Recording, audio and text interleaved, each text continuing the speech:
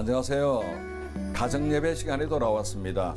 여러분 가정에서 개인 위생에 철저히 해주시기를 부탁드립니다. 손 자주 씻으시고 외출할 때는 꼭 마스크를 쓰시고 온 세상이 코로나 때문에 날린 이상은 우리가 교회 모임도 이전 같지가 않으니까 가정에서 가정예배를 드리면서 가족들의 신앙 양육에 최선을 다해 주시기를 바랍니다. 이제 우리 다 같이 사도신경으로 신앙 고백 드리겠습니다. 전능하사 천지를 만드신 하나님 아버지를 내가 믿사오며 그의 아들 우리 주 예수 그리스도를 믿사오니 이는 성령으로 잉태하사 동정녀 마리아에게 나시고 본디오 빌라도에게 고난을 받으사 십자가에 못 박혀 죽으시고 장사한 지 사흘 만에 죽은 자 가운데서 살아나시며 하늘에 오르사 전능하신 하나님 우편에 앉아 계시다가 저리로서 산자와 죽은 자를 심판하러 오시리라. 성령을 믿사오며 거룩한 공예와 성도와 서로 통하는 것과 죄를 사하여 주시는 것과 몸이 다시 사는 것과 영원히 사는 것을 믿사옵나이다. 아멘. 찬송가 369장 죄짐 맡은 우리 구주 1절만 드리겠습니다. 죄짐 맡은 우리 구주 어찌 좋은 친구인지 걱정 근심 무거운지 우리 주께 맡기세 주께 고아 먹는 고로 복을 받지 못하네 사람들이 어찌하여 아랠 줄 모를까. 아멘. 하나님 말씀은 마가복음 5장 25절부터 34절까지는 말씀이 되겠습니다. 25절에서 34절까지는 말씀을 한 목소리로 천천히 합독합니다.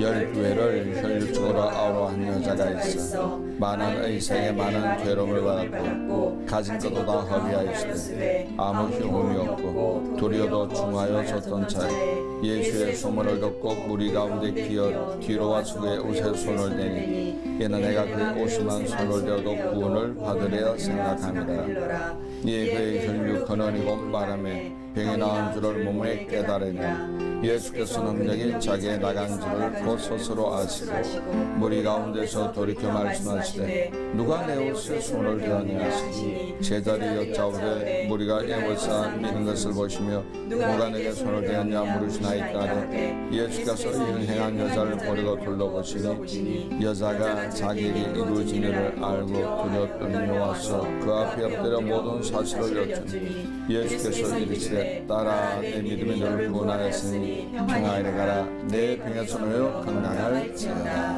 아멘. 오늘 본문 말씀을 중심으로 기적이 임하는 믿음 이런 제목으로 은혜를 나누겠습니다. 예수님께서 만약에 여러분 가정에 오셔서 딸아 혹은 아들아 내 믿음이 너를 구원했는 날 있어야 되면 얼마나 좋겠어요. 세상 말로 뿅 가죠. 정말 기쁠 것 같아요. 자, 지금 이 땅에 의학이 아무리 발달해도 못 고치는 병이 참 많이 있습니다. 아직 개발 안 된 백신이 있기도 하고 희귀병이 있기도 합니다. 돈 많은 세계적인 갑부도 췌장암 때문에 바로 죽는 것을 우리가 얼마 전에 본 적이 있기도 합니다. 본문에 나오는 여인도 그 당시에 질병으로 고치지 못하는 병을 가지고 있었습니다. 12년 동안 혈육병으로 고통을 받아서는 얼마나 힘들었겠습니까? 의사마다 찾아냈다고 성경 말합니다. 가지고 있는 모든 재산을 다 탕진했다고 합니다. 그리고 그 과정에서 치료의 과정에서 굉장히 힘들었다는 거예요. 얼마나 괴로웠을까? 예를 들어 우리 암병 걸린 사람 항암주사 치료받을 때 힘들죠. 그 당시 여인은 훨씬 더 힘들었을 것입니다. 이 여인이 예수님의 소문을 들었어요. 희소식입니다. 여기에 복음의 소식이 있는 거예요. 듣는 게 중요합니다. 그 다음 단계는 예수님께 나갔죠. 듣고 안 나가면 소용이 없잖아요. 듣고 나갔습니다. 사람이 너무나 많은 거예요. 그런데 그게 끝나지 않고 무리 속에 파고 들어갔습니다. 적극적인 행동이 있다는 거죠. 뒤에서 예수님의 손에 옷에다가 손을 대자마자 나와버리고 말았죠. 예수님은 즉각 알았습니다. 그러면서 따르게 내 믿음이 너를 구원했느니라. 믿음이 얼마나 중요한 것입니까? 이 여인의 믿음은 첫째 최선을 다한 믿음이었죠. 혈류병 때문에 병 낫기를 위해 최선을 다했는데 우선 여인이 병 고치는 과정을 보니까 방법으로 최선을 다했죠. 의사나 다 차단했으니까 낫기만 하면 못할 것이 없다는 마음으로 온 의사를 차단했습니다. 그 다음 두 번째는 물질로 최선 다했습니다. 가진 것을 다 허비할 정도로 이 여인은 최선을 다해서 고치지를 못했습니다. 인간의 수단 방법으로 도저히 고치지 못했던 것이죠. 두 번째 여인의 믿음은 절망하지 않는 믿음이었습니다. 많은 의사에게 많은 괴험을 받았고 가진 거 다 허비했지만 끝장난 인생이라고 스스로 포기하지 않았습니다. 믿음이 약한 사람은 끝장나면은 자살하기도 하잖아요. 여인은 거기 안에 방법을 찾았던 겁니다.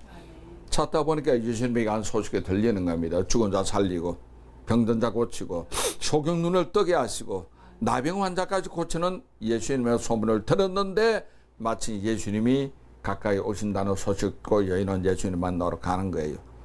첫째 장벽은 인산인해의 사람 때문에 가까이 가지 못하는 겁니다. 두 번째 장벽은 예수님 주변에 있는 제자들이 또 어떻게 나올지 몰라서 두려운 마음이 있었지.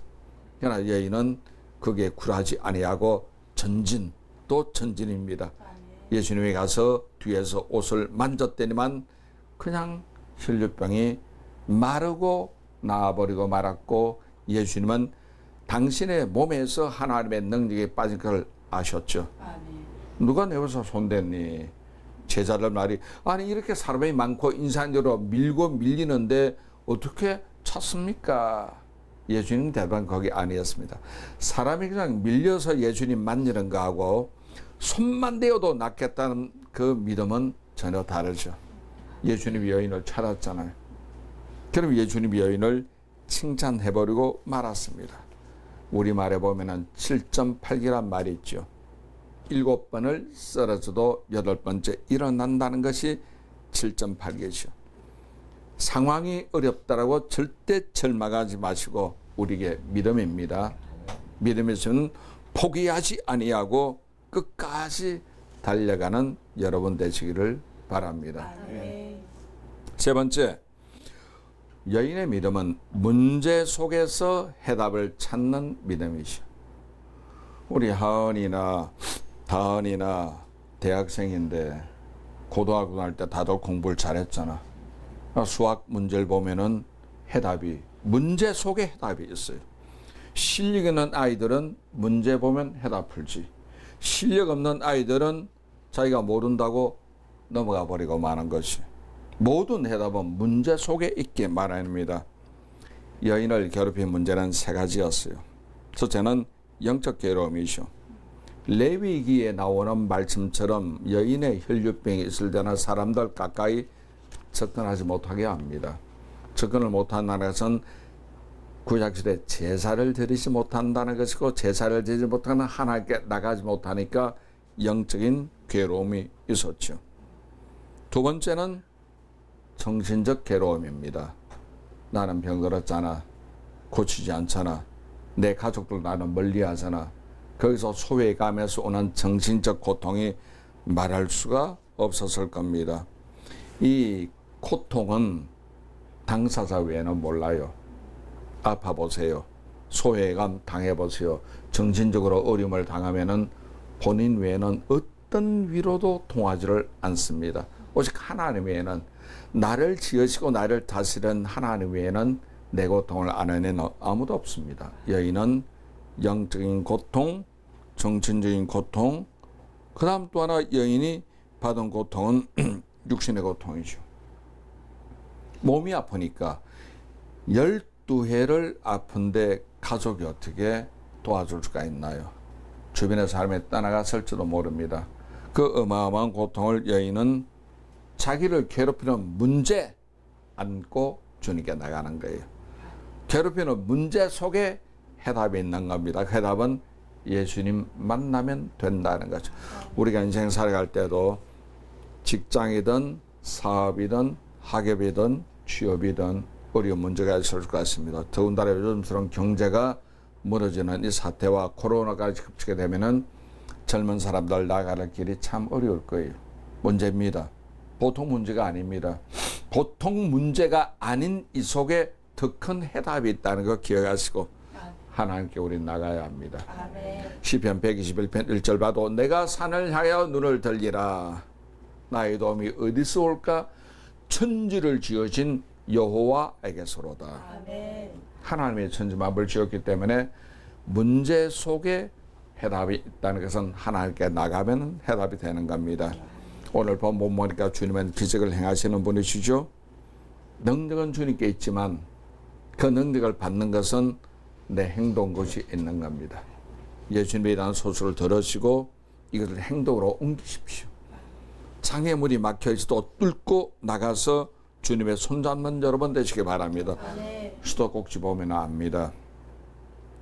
파이프라인 연결되어서 수원지에 근거에 두고 있잖아요. 잠겨 있으면 물이 안 나옵니다. 털어야 물이 나옵니다. 예수님께 나가야 하나님께 능력이 내게 임하는 걸 기억하시기 바랍니다. 나가지 않고는 하나님의 도움을 받을 길이 전혀 없습니다. 기슭의 꼭지를 풀어서 예수님께 기적을 체험하는 여러분, 기적을 체험하는 아름다운 믿음 되시기를 주님의 이름으로 축원합니다. 우리 한번 생각해 보겠습니다. 혈류병 앓던 여인이 최선을 다한 것으로 어떤 거였죠? 들었고 행동으로 옮겼고 예수님의 손을 잡았다는 것이요. 그럼 내 안에 일어날 기적도 동일한 것 믿으세요? 믿어야죠. 성경에도 예수 그리스도는 어제나 오늘이나 영원토록 동일해서 과거, 현재, 미래까지 영원히 동일하시기 때문에 살아계신 하나님 모시고 주님 앞에 나가는 여러분 되시기를 바랍니다. 기도하겠습니다. 하나님, 혈류병 가졌던 여인의 믿음처럼 우리도 이 믿음을 가지면서 예수님께 칭찬받으며 우리 모든 문제가 기적처럼 해결되게 하여 주옵소서. 예수님 이름으로 기도하옵나이다.